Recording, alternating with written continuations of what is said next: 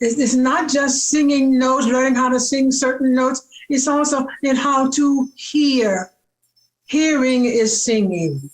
And hearing reminds me of a lot of things that I heard as a child. Grace Ann Melzia Bumbry was born to Benjamin and Melzia Bumbry in St. Louis, Missouri, 1937. Growing up in a culturally rich household, it was both in home and at church that Grace got her first exposures to classical music. When you're listening to people who are singing on the radio or what have you, in those days it was the radio, and I would hear what they were doing, and I would just sort of mimic them. My mother, I would mimic my mother as well, and my brothers. And so I knew all of those things that they did, but there was no name for it. This little light of mine, I'm going to let it shine. This little light of mine, I'm going to let it shine. Extraordinarily, our church, our Methodist church, we didn't sing gospel music except for Sunday evening services. Our Sunday morning services was a straight Methodist church service. What I remember most vividly was that Bach cantata. The melody was la da di da da di da da da da da di da da di da da di da da di da. I remember that as well as I can see your face on the screen. And that was that was a kind of music that I learned just automatically. They pierced him in the side. But it was upon hearing Marian Anderson in a recital that Grace knew that she wanted to pursue classical singing. I heard Marian Anderson in a recital. My mother took me to see her. My mother had said to me, "You're going to hear Miss Anderson. She's going to sing 3 songs here, and one of them she has 3 voices." And I was waiting for that. And sure enough, I heard the voices of the Father, the Son, and I guess it was a Spirit.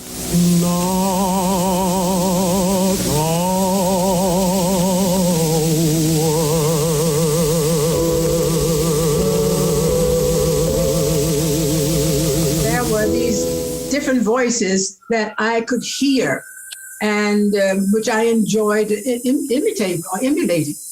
And then later on, when I started really to study voice, and I could see what it meant to have that kind of voice, that kind of instrument, and the opportunity to use it, like Miss Anderson did. And she used it all the time. I had also a wide range. That's why they kept saying that you will be another Marian Anderson. I said, no. I will not be another Marian Anderson. I will not be another anything. I will be a Grace Bumbry. At age 12, I graduated, went to high school. And I knew that there was this choir director named Kenneth Billups. Kenneth Billups was, first of all, the #1 conductor of music in the city of St. Louis, if not the whole state of Missouri. Because there were always these competitions back in those days of the choirs of the different schools. And the Sumner High School choir always got first prize. And so I wanted to join that choir. Well, Grace, you're really too young. He's not gonna take you. So try for the girls' glee club. I didn't do it really wholeheartedly, but that was my second choice. Well, she didn't take me.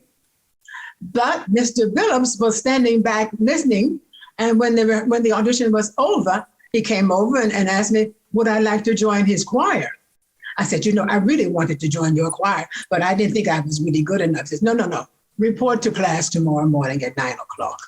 So I was at his class at 9:00, and that was the beginning of Grace Bumbry. Under the direction of Kenneth Billups, Grace would win a St. Louis radio competition and the opportunity to sing on national television as part of Arthur Godfrey's Talent Scout program. Her appearance on the show would lead to an outpouring of scholarship opportunities. She would decide to study under renowned soprano Lotta Lehman, and under Lehman, Grace would win the Metropolitan Opera House's national auditions, and soon she was off to Paris to make her international debut with the Paris Opera as Amneris in Verdi's Aida. My debut in opera was in Paris in 1960, 5 years before the Metropolitan. Yes, and I was quite amazed at that because I thought, France is so liberated and all that sort of stuff, that they certainly would have had a black singer before. No, I was the first one there too, in singing any role, whether it was Aida or Amneris. And I'm speaking about that because when I was negotiating for that role, the intendant, the director of the house, wanted me to sing Aida. And I insisted upon singing Amneris, which he could not understand. And I said, well, I know the first act of Amneris. And I had studied that at the Music Academy of the West in Santa Barbara. So I knew that music. And I wanted to make my debut a grand success.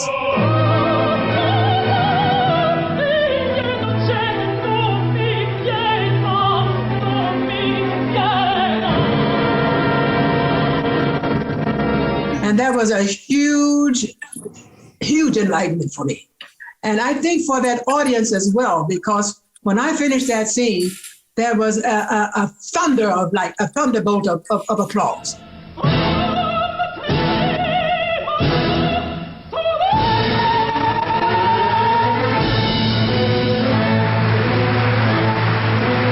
Naive me, I thought that's how it's supposed to be anyway in the opera, because I had never been to an opera, Mm-hmm. At that point, I had never seen an opera. So I figured, but that's how they're supposed to react. And I expected that every time. I got it every time, too.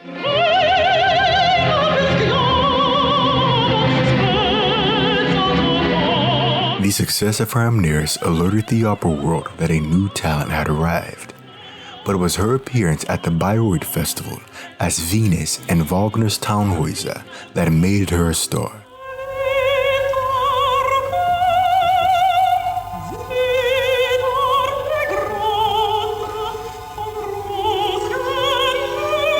The Bayreuth Festival was created specifically to give a home to Wagner's operas.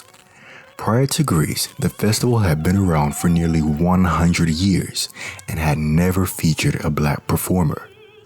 When Grace, a black woman, was tapped by the composer's grandson to play a leading role, it caused an uproar throughout Germany.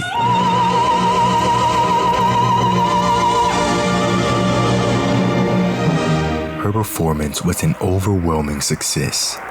She would receive a 30-minute standing ovation and the new title of the Black Venus.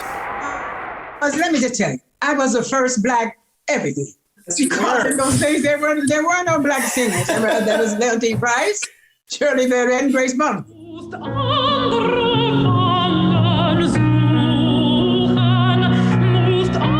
And less than a year later, Grace will become the first black artist to sing at the White House.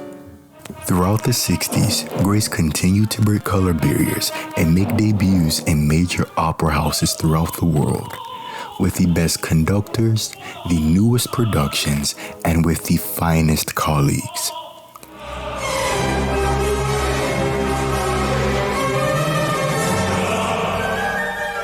She even found her way to the big screen when she took on the title role in the film adaptation of Bizet's Carmen.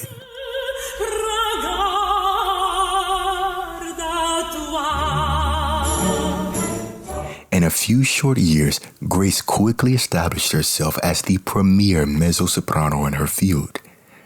But as the decade ends and as we enter the 70s, Grace begins to transition and take on the most dramatic and difficult roles in the soprano canon, such as Salome,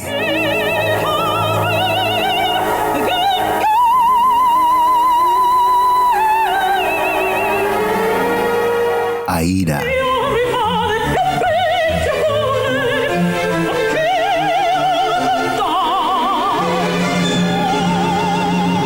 Abigail,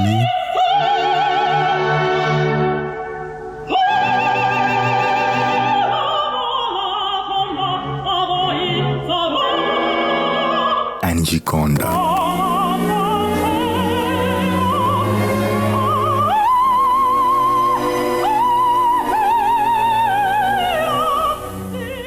I was the first Black Gioconda, yes. I was the first Black Laura also. I sang Laura in San Francisco with Leila Ganger as Gioconda. That's how I first became interested in Gioconda. I found Gioconda to be a hand-in-glove fit for me. Laura is fine. Laura is easy. It's nice singing, and she comes on and she's off. But yes. And she has and it's a nice position that she's in. But Gioconda has a message. She has something to say.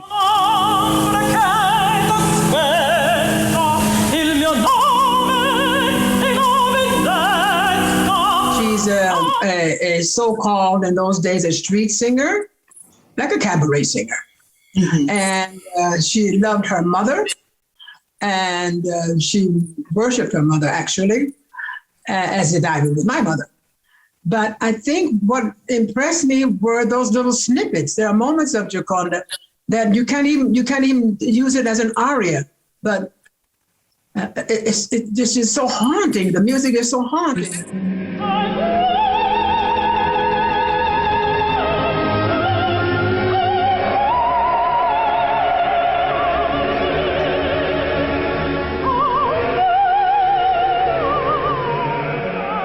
Question I had regarding your Gioconda, because you studied it in the 70s and sang it first in the 70s.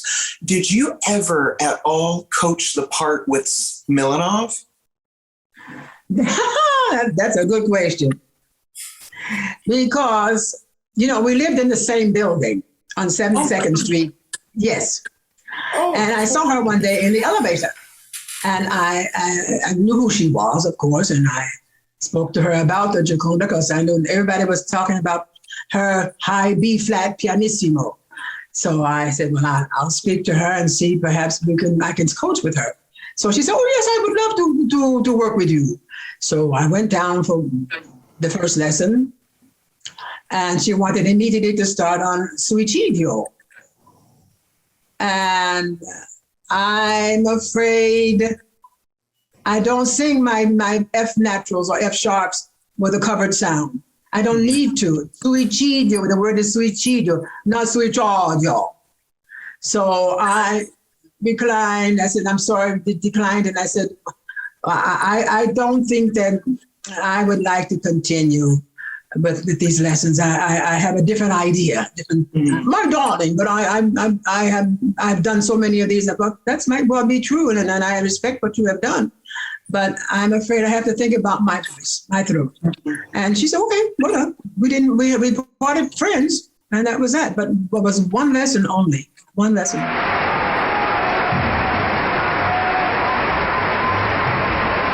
Following the success of her Gioconda, Bumbry soon set her sights on the casta diva, Bellini's Norma.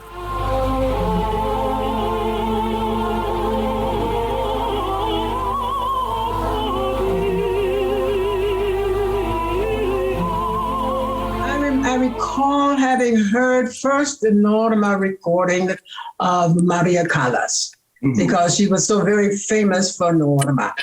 And I really very much fell in love with that music. And then I studied the life of Bellini, and found a lot of his music to be very beautiful, the most melodious singing music of all the repertoire. And then I was asked to sing the role of Adalgisa. And so I accepted, and I liked it very much. I thought the music is very beautiful. But as I was learning it, I was learning also to hearing the role of Norma. Mm. And I thought, well, that really suits me better than Adalgisa. So I did my job for the Adalgisa, which I enjoyed very much. But I was still waiting for the rehearsals to see what the Norma was going to be doing with that music. I think my appetite was whetted when I saw it on stage, or in the rehearsal stage. That's really my music there.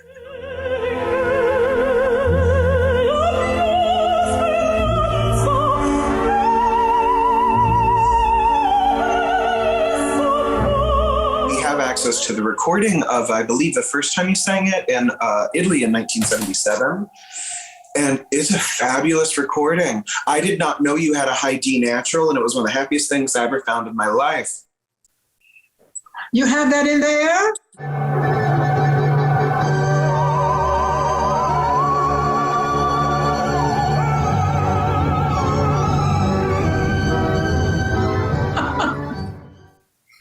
Well, I don't know. Well, in any case, I've always been very daring. And unfortunately, my point of view is I didn't get a chance to sing enough of the road, Norma. If I could have done maybe another 20 or 30 performances, I would be satisfied. And I still feel that I haven't had the opportunity to dig my teeth into that role.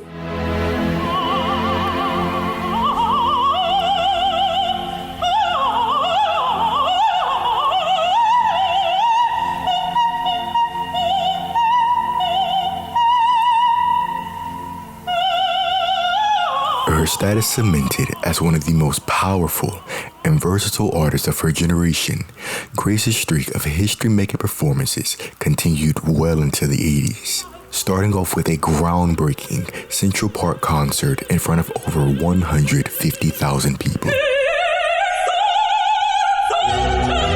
In addition to singing her known repertoire as well as she ever has, she continued to add on new roles to great acclaim, such as Cherubini's Medea.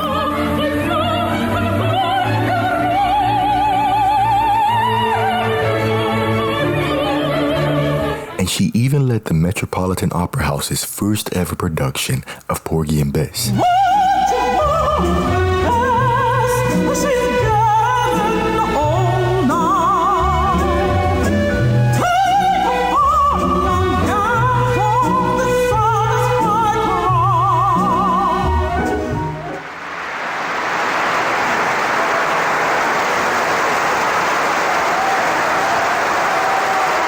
This decade may most be remembered for her iconic concert tour with fellow colleague Shirley Verrett.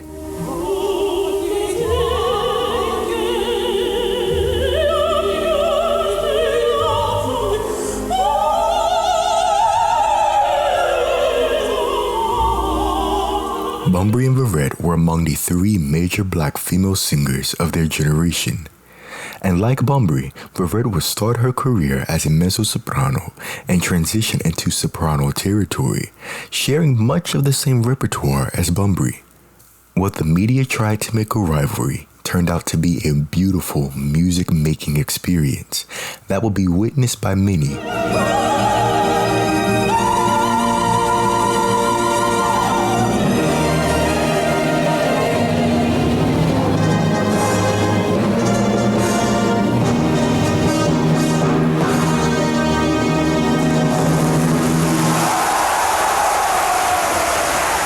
Including Grace's childhood idol, Marian Anderson.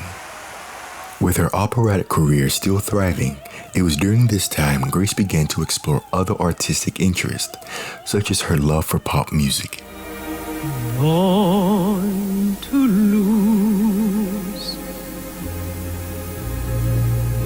lose the game. Born to cry when I hear your name. It was wonderful to have that opportunity. I mean, I remember hearing Aretha. She was in the same time as I was there. I was doing opera, and she was doing pop and rock. I loved Dionne Warwick. You actually recorded a duet with Dionne Warwick. Could you tell us a little bit about how that came to be? Well, very simple. I asked her would she do a recording with me? And she said, well, yes. I was in Germany somewhere. I was also an ambassador to UNESCO. And we were doing some concerts in Germany. And I remember there was this guy from Los Angeles who was at one of the dinners. He told me what he did, and I said, "Oh, that's interesting." Well, I really like pop music, and I would like one day to sing some pop music. He said, "You would?" And I said, "Yes." Well, one word led to the other, and I said, "Well, I would like to do something with Dionne Warwick. She's really my favorite, and that's that style of music, my style of music." I said, I can't sing rock, but I can sing pop music. And because I had tried, sitting at home, listening to other singers sing. I had at that time, my favorite was Shirley Bassey. So I would imitate Shirley Bassey. And then I got from Shirley Bassey into my own style. All right, so this guy, his name was Andrew White. He knew Dionne quite well. And the next thing we know, we worked together. It's just like a woman. When we fall in love, we fall in love. To give all or nothing is all we really know. It's just like a woman. She was wonderful. She was helpful. She was encouraging, more than I could ask for. We should listen to all of that, and plus think about the classical music. There's more than one thing to listen to. There's more than one meal on the table. Your mother brings you more than one thing on the table, so enjoy all of it. And that's exactly what she did. On the concert stage, Grace continued to excite audiences with her pop selections.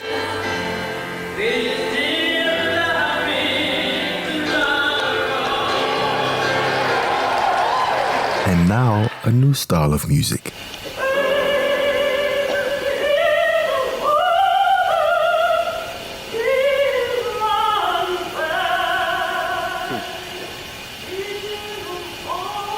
I formed the Grace Bumbry Black Musical Heritage Ensemble in 1996. And this vocal ensemble made its debut at the Salzburg Festival. Now that is the #1 festival in the world for classical music. And it was sold out in no time flat. The applause was thunderous.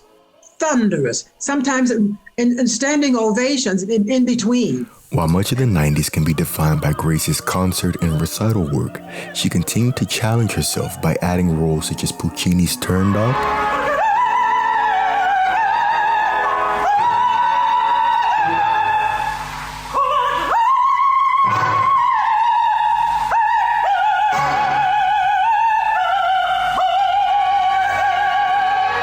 and Clytemnestra and Strauss's Electra to her already expansive repertoire.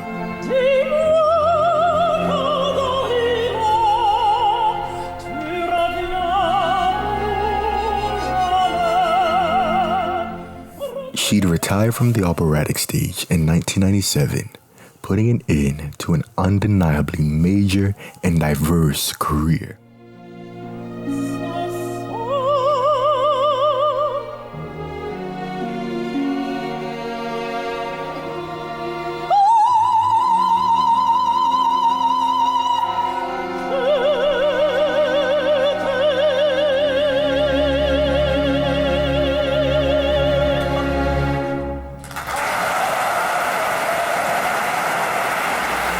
You are some of that grace that President Kennedy was speaking about. And I say for myself, she's amazing grace. Since retiring from the operatic stage, Grace has continued to add to her long list of accolades, including the Kennedy Center Honors Award and the title of Kammersangerin to commemorate her achievements in classical music.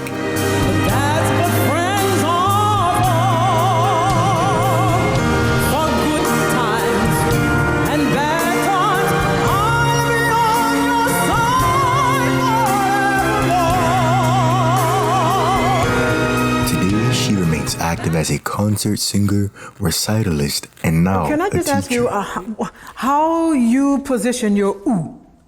What are you thinking? This way? No. How do you think of that vowel before you even bring it out your mouth? Oh, I'm not trying to think too much. Oh, well, Through her program, The Bumbry Way, she is fostering the next generation of great singers.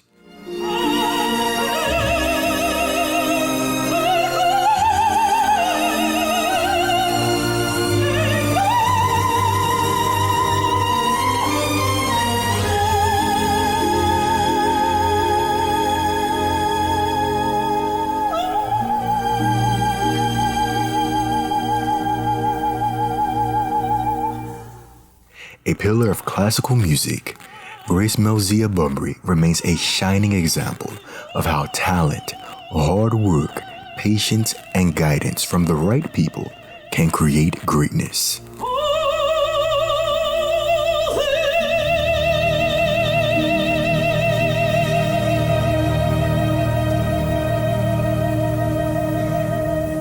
Stardom and greatness is just that. Doesn't matter which world you're in, you're a star. My father always says, always reach for the top. If you can't reach for the top, that's okay. The stars are right immediately below you.